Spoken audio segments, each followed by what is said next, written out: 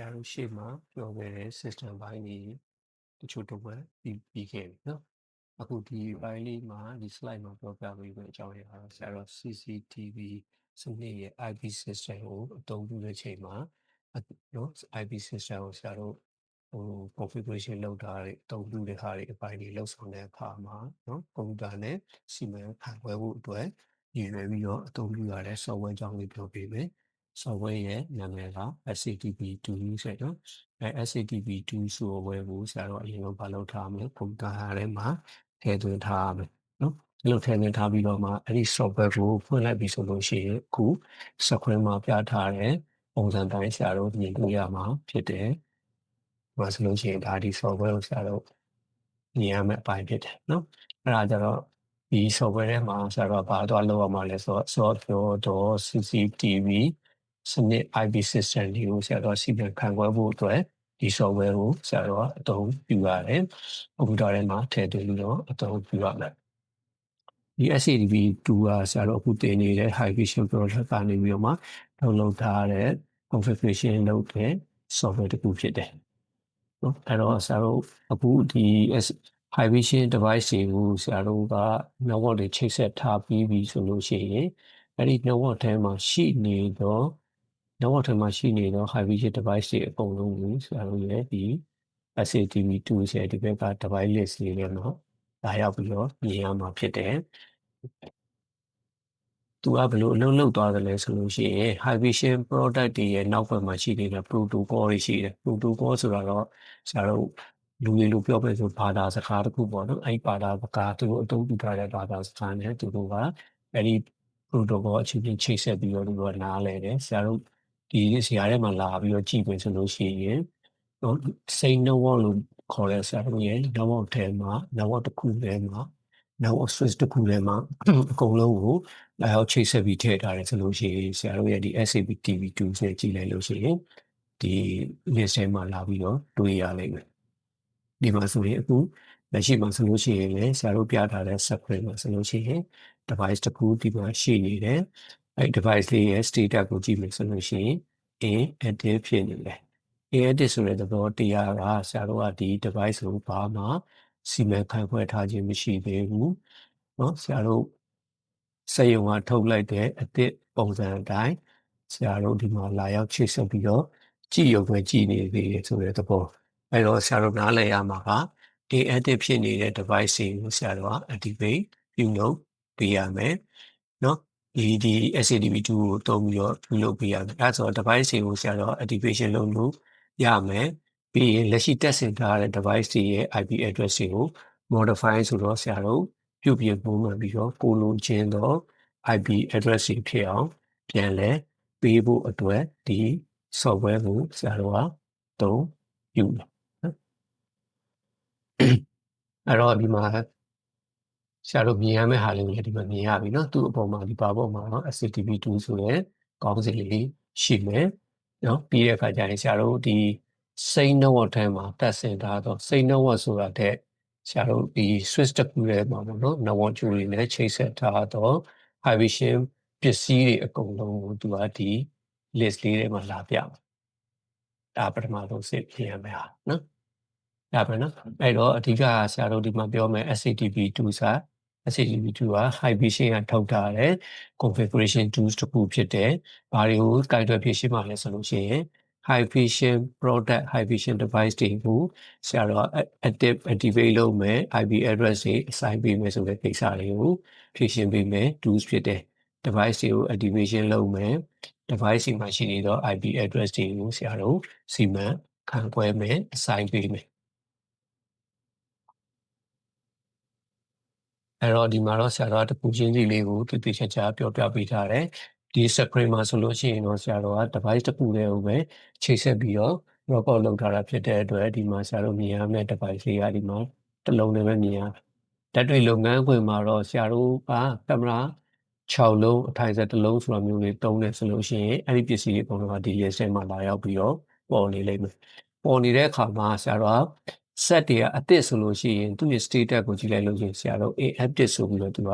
ပြနေလိမ့်မယ်ပြီးတဲ့အခါဒီမှာပြထားသလိုပဲ IP address က 192.168.1.64 ဆိုပြီးတော့သူက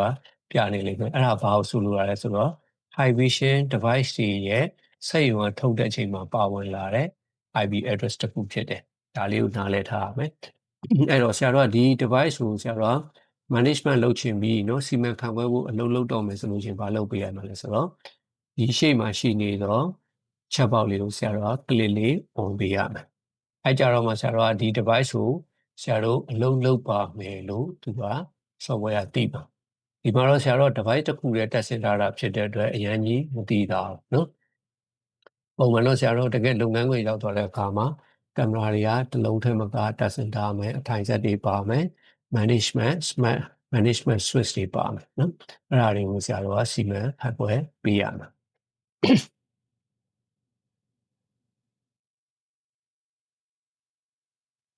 အဲ့တော့ဆရာတို့အစောအရှိ screen မှာပါတယ်လို့မျိုးဆရာတို့က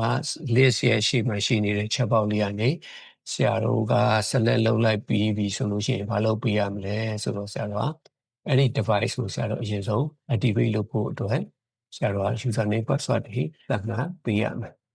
နော်ဒီမှာဆိုလို့ရင်ဆရာတို့ရွေးချယ်လိုက်တဲ့ device ကရတယ်နော် not activated active မဖြစ်သေးဘူးလို့ဆိုလိုတာအဲ့ဒါကိုရွေးချယ်ပြီးပြီးတဲ့အခါမှာဆရာတို့က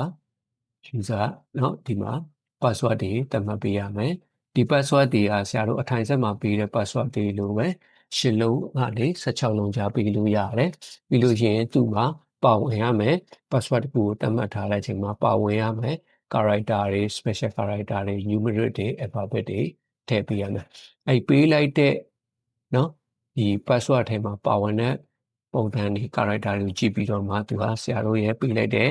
password က strong ဖြစ်လားမဖြစ်ဘူးလားဆိုတော့သူကဒီမှာသတ်မှတ်ပေးမယ်ဟုတ်ပြီနော်ပြီးတဲ့အခါဆရာတို့ဒီကောင်ကိုဒါလေးကိုဆရာတို့username password တွေထည့်ပြီးပြီသတ်မှတ်ပြီးပြီဆိုရင်ဆရာတို့ activate လုပ်လို့ရတယ်ဒီမှာတစ်ခုထည့်ပြီးတော့မှာကျင်တာကဆရာတို့ recover ဒီ password မေ့သွားခဲ့တာတော့เนาะဒီ password ကိုဆရာတို့မမှတ်မိတော့တာတို့ဆိုလို့ရှိရင်เนาะ password ကို recover ပြန်လုပ်ဖို့အတွက်ဆရာတို့ recover setting တွေသတ်မှတ်ပေးမယ်အဲ့ဒီအချိန်မှာဆရာတို့ကဘာနဲ့ပဲသတ်မှတ်မလဲဆိုတော့ဒီမှာ mode ဟာ security question mode နဲ့ပဲတွားမယ်ဒါလေးကတော့အရေးကြီးရယ်နော် security question mode နဲ့တွားမယ်အဲ့မှာဆိုလို့ရှိရင်သူတို့က question 3ခုပေးတယ်1 question 2 question 3အဲ့ဒါလည်းသူကဆရာတို့ဒီမှာရှိနေတော့ drop down list တွေကနေပြီးတော့မှနော်ဆရာတို့ကဖြေလို့လွယ်မဲ့မေးခွန်းမျိုးရွေးလို့ရတယ်ဒါမှမဟုတ်လို့ရှိရင်လည်းအဲ့ဒီ security question ထဲမှာရှိတဲ့ question တစ်ခုကိုယူပြီးဆရာတို့အောက်မှာ answer တစ်ခုထည့်ထားမယ်နော်ဒီမှာတော့ဆရာကလွယ်ပူလေးနဲ့ဖြေလို့လဲလွယ်အောင်လို့ဆိုတော့ဒီလိုမျိုးမေးခွန်းလေးတွေကိုရွှေ့ပြပေးထားတယ်ပေါ့နော် your father name your mother name ပြီးရင်the names of your class teacher နော်အဲ့လိုမျိုးလေးတွေပေါ့ဒါမျိုးလေးတွေဆရာတို့အဲ့ drop down list တွေကနေရှာလိုက်လို့ရှိရင်အဲ့လိုမျိုးလေးတွေမိကုန်းလေးတွေထွက်လာပါလိမ့်မယ်အဲ့မိကုန်းလေးတွေကကိုလွယ်ကူဖြေလို့လွယ်မယ်ထင်တဲ့ဟာမျိုးလေးတွေရွေးလို့ရတယ်နော်ဒါကကြတော့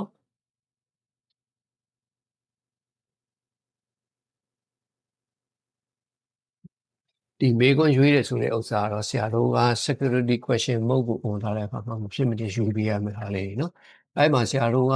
နော် question number 1မှာပါမေးမယ် question number 2မှာပါမေးမယ်ဆိုတာလေးတွေတော့ default ကြတဲ့မေးခွန်းလေးတွေလည်းရှိတယ်အဲ့လိုမျိုးမေးခွန်းလေးတွေမှာဆရာတို့ကအဖြေလေးတွေထည့်သွားပြီးတော့မှတ်သားခဲ့လို့လည်းရတယ်အဲ့လိုမဟုတ်ဘူးကိုကတော့ question နဲ့အဖြေလေးတွေနဲ့တေချာလုပ်ချင်တယ်ဆိုလို့ရှိရင်လည်းအဲ့လိုမျိုးလေးတွေလုပ်လို့ရတယ်เนาะဒီမှာလည်းဆရာတော်ရေးပေးထားတယ်မှတ်မိလည်းမယ် question နဲ့ answer တွေကိုရေးချထည့်သွင်းသွားမယ်အားလုံး question 3ခုလုံးကိုเนาะအမေးအဖြေတွဲပြီးသွားပြီဆိုလို့ရှိရင်ဆရာတော် confirm button လေးကိုနှိပ်ပေးရမယ်เนาะဒါတွေပြီးပြီဆိုရင်ဆရာတော် activate လုပ်တယ်เนาะ device ကို activate လုပ်တဲ့ကိစ္စတွေကပြီးမြောက်သွားပြီเนาะဒီမှာဆရာအများသေချာပြောချင်တာကို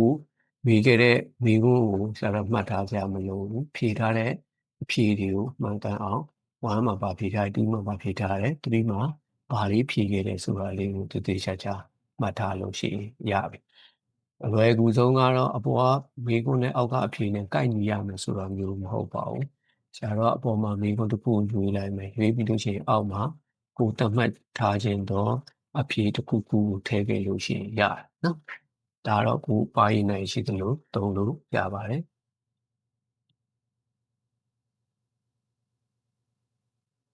အဲ့တော့ဆရာတော်ရှေ့ slide မှာတော့ငါ device ဆိုဆရာတော်ဘာလုပ်လိုက်ပြီလဲဆိုတော့ကြတော့ activate လုပ်လိုက်ပြီ activate လုပ်လိုက်ပြီဖြစ်တဲ့အတွက် device က device ရဲ့ status ကိုတွားကြည့်မယ်ဆိုလို့ရှိရင်ဆရာတော် active ဖြစ်သွားပြီ device ရဲ့ status ကတော့ active ဖြစ်သွားပြီဆရာတို့ဒီမှာရှိနေတော့ IP address ကကြတော့